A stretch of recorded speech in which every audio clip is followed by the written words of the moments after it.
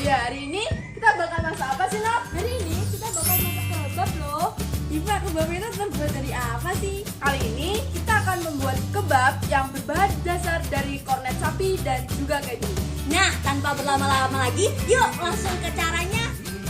Pertama-tama siapkan bahan-bahan yang dibutuhkan, yaitu ada kornet sapi, keju slice, kulit kebab atau tortilla, dan untuk sausnya ada saus tomat, saus sambal, mayones, dan kecap manis. Untuk sayurnya ada selada, tomat, bawang bombay, dan juga timun. Kami menggoreng menggunakan mentega, tapi bisa diganti menggunakan minyak. Untuk bahan pelengkap ada garam dan juga penyedap rasa. Langkah kedua adalah memotong sayur-sayuran. Teman-teman, kita akan mengawalinya dari mengupas sebutir bawang bombay. Kupas hingga semua kulitnya terkelupas ya. Lalu potong menjadi 2 belah bagian. Lalu potong kecil-kecil sesuai yang ada di video. Potong hingga semuanya terpotong. Selanjutnya kita akan mengupas mentimun. Di sini kami hanya akan menggunakan setengah bagian dari timun. Setengah bagian dari timun ini dapat digunakan 3-5 porsi kebab. Jika kalian ingin membuat kebab dalam porsi sedikit, kalian bisa mengurangi jumlah timunnya. Nah, untuk pemotongannya kalian bisa mengikuti contoh yang ada di video. Potong hingga semuanya habis ya, atau jika kalian ingin bisa potong lebih kecil-kecil lagi. Kemudian kita akan memotong tomat.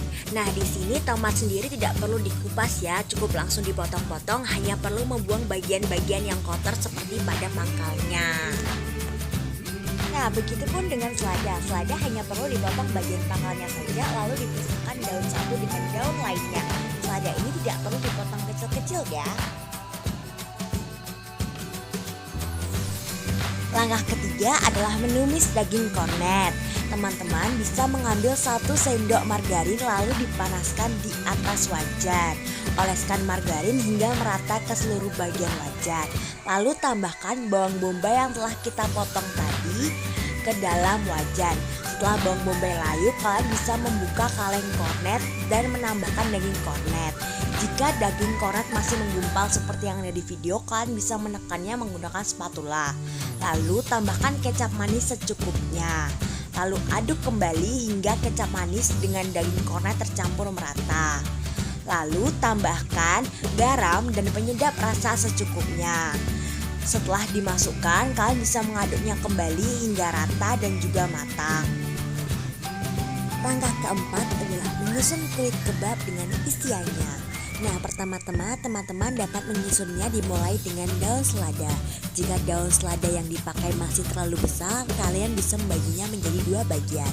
Lalu dilanjutkan dengan menyusun timun, tomat, dan juga daging kornet yang telah kita masak tadi. Nah, untuk tips pemberian keju slice, kalian bisa memotong-motongnya terlebih dahulu, baru dimasukkan ke dalam isian kebab. Lalu kalian bisa menambahkan saus sambal, saus tomat, dan juga mayones. Untuk tingkat kepedasannya sesuai selera ya. Nah, untuk membungkus kebabnya sendiri, kalian bisa memulainya dari bagian bawah, lalu samping ditahan sebentar, baru dilanjutkan dulu. Langkah kelima adalah menggoreng kebab. Panaskan margarin di atas wajan, lalu ratakan hingga ke semua bagian wajan dan masukkan kebab. Goreng kebab hingga ke seluruh sisinya berwarna golden brown, atau goreng kebab hingga semua sisinya matang.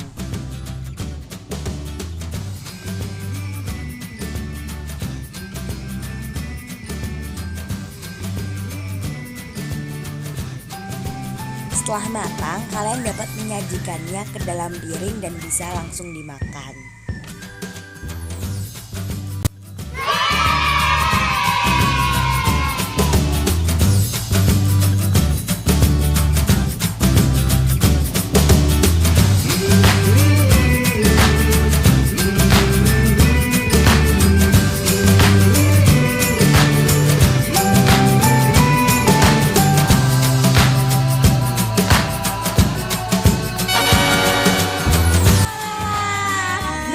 Gimana guys, mudah kan? Bisa kalian tiru nih di rumah.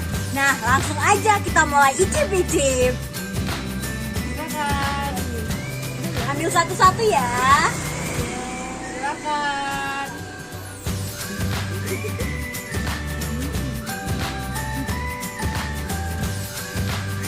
langsung kita makan.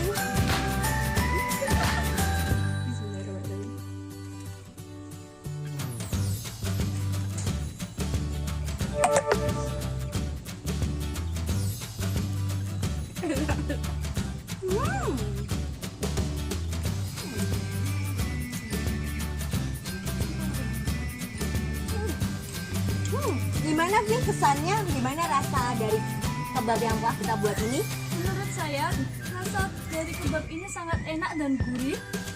Dan rasa kornetnya sangat terasa. Tapi kebab saya ini rasanya sangat pedas, tapi saya menyukainya. Apabila kalian tidak suka rasa pedas, bisa kalian atur sendiri sesuai selera kalian sendiri.